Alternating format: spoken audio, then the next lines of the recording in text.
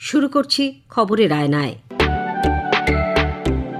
আকাশবাণীর সংবাদ বিভাগের এই সাপ্তাহিক অনুষ্ঠান আপনাদের সামনে উপস্থাপন করবে এমন অনেক কিছু যেগুলি দৈনন্দিন খবরের ভিড়ের মধ্যেও বিশেষ উল্লেখের দাবি রাখে। ব্যতিক্রমী অনেক ঘটনা সময়াভাবে উপযুক্ত মাত্রায় পরিবেশন করা সম্ভব হয় না। আবার বেশ কিছু ঘটনাও নানান কারণে সবার চোখ এড়িয়ে যায়। এমন নানান রঙের মালায় গাঁথা এক অনুপম উপহারই হল খবরের আয়নায়। আজকের আয়নায় রয়েছে দেশের দ্বিতীয় বৃহত্তম ব্যাঘ্র সংরক্ষণ বনাঞ্চল হতে চলেছে সুন্দরবন, রাজ্য বিধানসভায় বন মহোৎসব, আচার্য প্রফুল্লচন্দ্র রায়ের ১৬৪তম জন্মদিবস উদযাপন, দেশীয় প্রজাতির আম সংরক্ষণের পাশাপাশি নতুন গবেষণার খবরাখবর এবং বিশ্ব স্তন্যপান সপ্তাহ উপলক্ষে সচেতনতা। বিশ্ব ঐতিহ্য সুন্দরবন দেশের মধ্যে দ্বিতীয় বৃহত্তম ব্যাঘ্র সংরক্ষণ কেন্দ্রের মর্যাদা পেতে চলেছে। বর্তমানে ২৫৮৫.৮৯ বর্গ কিলোমিটার বনাঞ্চল সুন্দরবন ব্যাঘ্র সংরক্ষণের আওতায় রয়েছে। নতুন প্রকল্প রূপায়িত হলে সংরক্ষিত বনাঞ্চলের পরিমাণ দাঁড়াবে ৩,৬২৯.৫৭ বর্গ কিলোমিটার। রাজ্যের মুখ্য বন্যপ্রাণ সংরক্ষক দেবল রায় আকাশবাণীকে বলেন, দক্ষিণ চব্বিশ পরগনার রায়দিঘি, মাতলা এবং রামগঙ্গা এই তিনটি রেঞ্জকে বর্ধিত ক্ষেত্রের আওতায় আনা হচ্ছে। সুন্দরবনে যে ১০১টা বাঘ আছে তার ৩০% বাঘ কিন্তু সুন্দরবন টাইগার রিজার্ভ এলাকার বাইরে থাকে। অর্থাৎ এটা বর্তমান যে সুন্দরবন ২৪ পরগনা ডিভিশন আছে সেই এলাকায় থাকে। এটা হচ্ছে ওই STR বা সুন্দরবন টাইগার রিজার্ভের সন্নিহিত একটা বনাঞ্চল। একই ধরনের তাদের ক্যারেক্টার, কিন্তু কোনো ঐতিহাসিক কারণে এই জায়গাটা সুন্দরবন টাইগার রিজার্ভের বাইরে ছিল। এখন একটা স্টেপ নেওয়া হয়েছে যে এই জায়গাগুলো তিনটে রেঞ্জের কিছু এলাকা সুন্দরবন টাইগার রিজার্ভের সাথে জুড়ে দেওয়া হবে।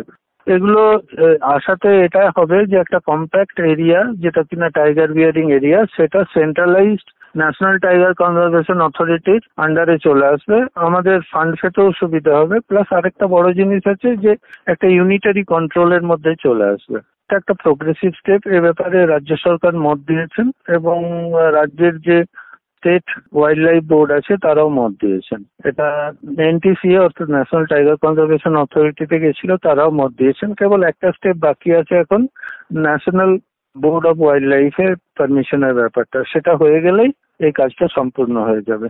আমরা মনে করছি এতে টাইগার কনজারভেশনে বেশ সুবিধা হবে। সুন্দরবন বর্তমানে ৭ম বৃহত্তম ব্যাঘ্র সংরক্ষণ কেন্দ্র হিসেবে চিহ্নিত। নতুন 3টি বনাঞ্চল যুক্ত হলে তা হবে দেশের বৃহত্তম।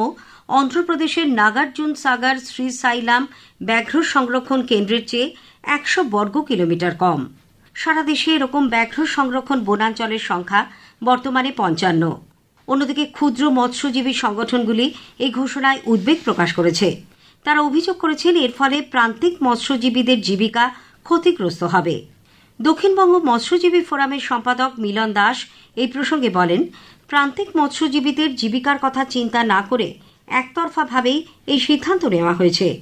মাতলা, রামগঙ্গা এবং রায়দিঘি এই তিনটে রেঞ্জ টাইগার রিজার্ভের বাইরে ছিল, সেগুলোকে আবার ঢুকিয়ে দেওয়া হচ্ছে। এটা একটা চক্রান্ত। এই চক্রান্ত পশ্চিমবঙ্গ সরকার, এই চক্রান্ত কিছু NGO আর এই চক্রান্তে জড়িত আছে তার সঙ্গে পর্যটন পুঁজি। এরা চক্রান্ত করে সুন্দরবন থেকে মৎস্যজীবীদের উৎখাত করার জন্য এই পরিকল্পনাটা তৈরি করেছে এবং একের পর এক জায়গায় এরা দখল করে নিচ্ছে। এবং এইসব মিথ্যে কথা। এখানে এই যে বলছে BLC দিয়ে মাছ ধরবে, আমরা BLC দেবো, এইসব মিথ্যে কথা। কজনের BLC আছে? কজনকে ওরা BLC দেয়? BLCর ভিত্তি কি? সুতরাং এই সকল মিথ্যে কথা সুন্দরবন থেকে মৎস্যজীবীদের উৎখাত করার জন্য পূর্ণ পরিকল্পনা করেছে এবং সেটা পশ্চিমবঙ্গ সরকার নিজে, কারণ এই প্রপোজালটা দিয়েছে পশ্চিমবঙ্গ সরকার কেন্দ্রীয় সরকারকে, এবং এর জন্য শেষ পর্যন্ত লড়াই হবে। সেই লড়াইয়ের প্রস্তুতি আমরা নিচ্ছি। মুখ্য বন্যপ্রাণ সংরক্ষক এই প্রসঙ্গে বলেন, মৎস্যজীবীদের এই আশঙ্কা অমূলক। মৎস্যজীবীদের মৎস্য আহরণের ব্যাপারটা BLC বা বোট লাইসেন্স মাধ্যমে কন্ট্রোলড হয়। সেই BLCর ব্যাপারটা অপরিবর্তিত থাকবে নতুন এলাকাতেও।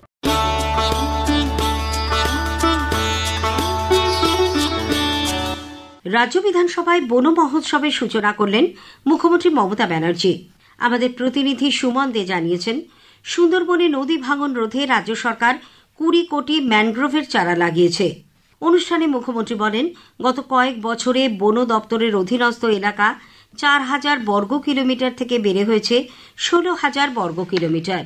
সুন্দরবন এলাকায় এবং that more than 20 crores the mangrove is been planted to stop the erosion of the Ganges river of Bay of Bengal.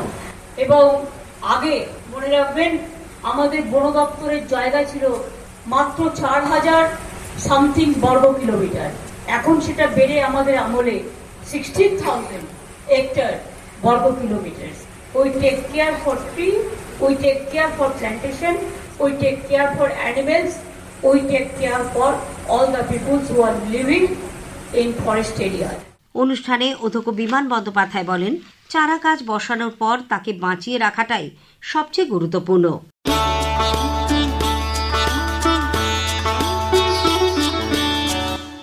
আচার্য প্রফুল্লচন্দ্র রায়ের 164তম জন্মদিন উপলক্ষে রামমোহন লাইব্রেরি এবং ফ্রি রিডিং রুমের উদ্যোগে গত শুক্রবার সন্ধ্যায় এক অনুষ্ঠানের আয়োজন করা হয়। এদেশের রসায়ন বিজ্ঞান চর্চায় প্রফুল্লচন্দ্র রায় এই বিষয়ে আলোচনা করেন অধ্যাপক দেবশঙ্কর রায়। আচার্য প্রফুল্ল রায় সম্পর্কে বলতে গেলে যেটা প্রথম গুরুত্বপূর্ণ জিনিস, সেটা হচ্ছে তিনি যে সময়ে জন্মেছিলেন এবং সেই সময়তে বলা যায় যে ভারতবর্ষে আধুনিক রসায়ন বিজ্ঞানের শুরু। যদি সেটাকে বলি, কারণ উনি জন্মেছিলেন রবীন্দ্রনাথের সময় একই বছরে 1861 সাল এবং মারা গেছেন রবীন্দ্রনাথের পরে 1944 সালে।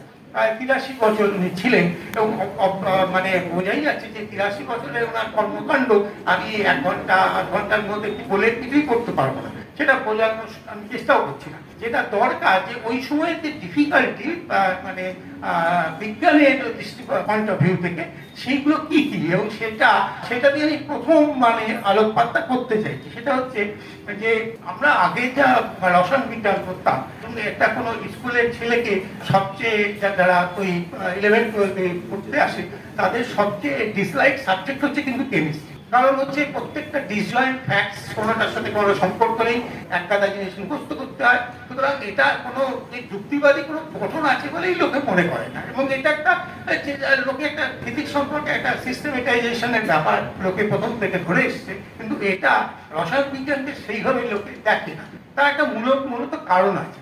অ্যাকচুয়াল কারণটা কি যদি আমরা না বুঝতে পারি, সেটা এই জিনিসটা হবে কোনো একটা ঘটনা কেন হচ্ছে সেটা বোঝার জন্য। যেটা আমরা বলতে পারি রসায়ন বিজ্ঞান মডার্ন কেমিস্ট্রির সূচনা হয়েছে বেসিক্যালি মানে concept of periodic table by Mendeleev 1870 সালে। আর দেখা যাচ্ছে 61 সালে উনি জন্মেছিলেন, তখন নিতান্তই উনি নাবালক। বক্তব্য রাখেন অধ্যাপক আশিস লাহিড়ী। অনুষ্ঠানে 1932 সালে প্রকাশিত আচার্য রয় কমমেমোরেশন ভলিউম বইটির পুনর্মুদ্রিত সংস্করণ প্রকাশিত হয়।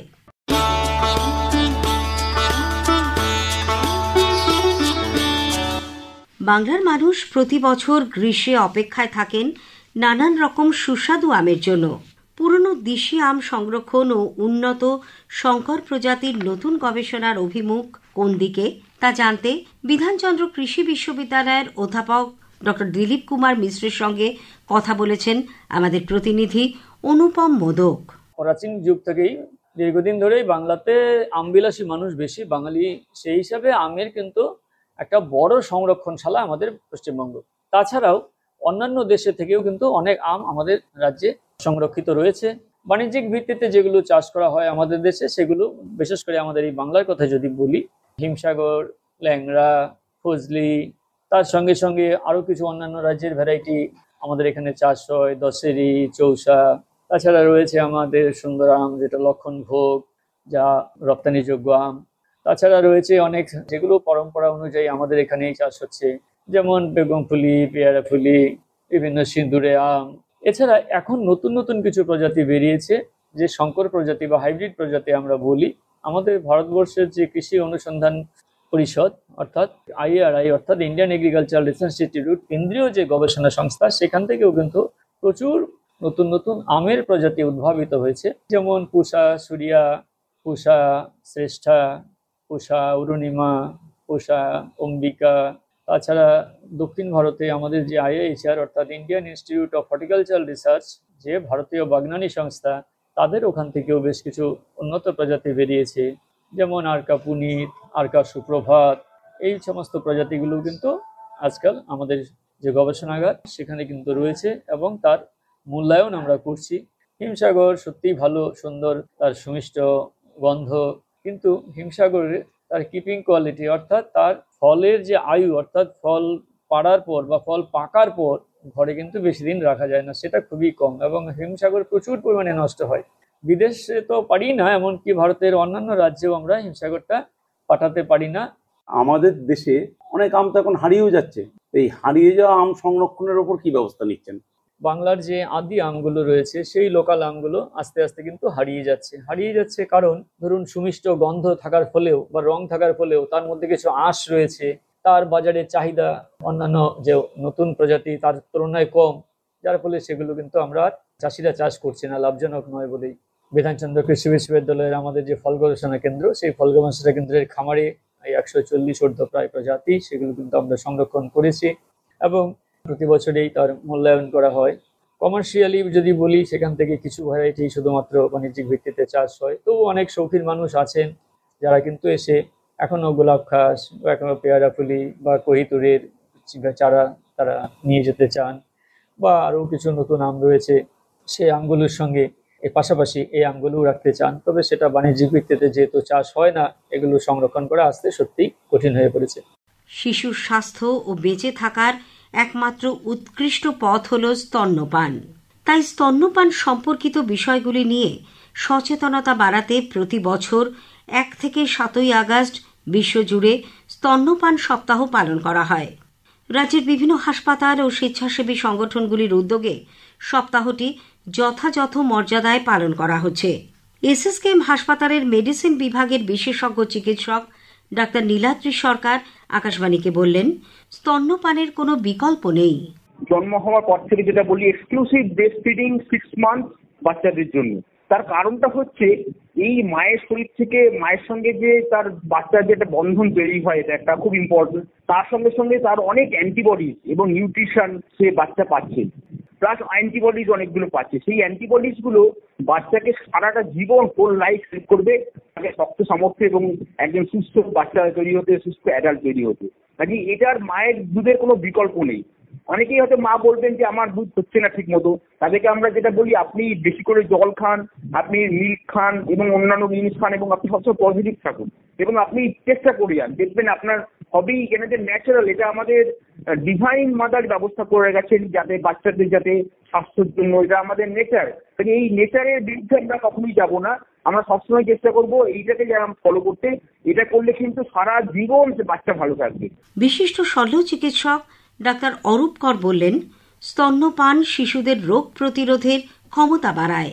আমরা সকলেই জানি যে ব্রেস্ট ইজ বেস্ট, তার মানে আমরা মাকে বলি যে আপনার বুকের দুধই শিশুর জন্য সব থেকে ভালো। আপনারা প্লিজ ওই প্যাকেটের মিল্ক বা টিনের দুধ এগুলো খাওয়াবেন না, আপনারা ব্রেস্ট ফিড করুন, তাতে আপনার বাচ্চা সুস্থ থাকবে। শুধু সুস্থ নয়, যে জিনিসটা হবে যে আপনার বাচ্চার রোগ প্রতিরোধ করার ক্ষমতা বাড়বে। যার জন্য আমরা প্রত্যেক মাকে বলি যে আপনার যেহেতু বুকের দুধ সব থেকে শ্রেষ্ঠ, আপনি খাওয়ান, বাচ্চার ইমিউনিটি গ্রো করতে সাহায্য করবে, বাচ্চা রোগমুক্ত থাকতে সাহায্য করবে। ধরুন কোনো মা ব্রেস্ট ফিড করতে চাইছেন কিন্তু তার মিল্ক ডেভেলপমেন্ট হচ্ছে না, সেক্ষেত্রে তাদের কাজ হচ্ছে তারা তাদের নিকটবর্তী স্বাস্থ্যকেন্দ্র অথবা তাদের কোনো হসপিটালে গিয়ে ডাক্তারের সাথে যোগাযোগ করা। সেই ডাক্তারবাবু যদি বলেন যে না এটা আমার দ্বারা সম্ভব না, গাইনোকোলজিস্টকে রেফার করেন, তাহলে উনি গাইনোকোলজিস্টকে দেখাবেন। তার জন্য যদি কোনো ওষুধ দেওয়ার কথা মনে করেন, উনি ওষুধ দেবেন। আজকের আয়নায় শেষ করার আগে একটা অনুরোধ, আপনাদের কেমন লাগলো এই অনুষ্ঠান ইমেইলে জানান অথবা আকাশবাণী সংবাদের সোশ্যাল মিডিয়া পেজে। সেরা চিঠির উল্লেখ থাকবে প্রেরকের নাম সহ। আজ এই পর্যন্তই। আবার আগামী সপ্তাহে ঠিক এই সময় আকাশবাণীর সংবাদ বিভাগ প্রযোজিত খবরের আয়নায় নিয়ে আসব আপনাদের সামনে। ভাষ্য পাঠে ধৃতি সেন শর্মা, সংকলন ও প্রস্তুতি অভিজিৎ চক্রবর্তী।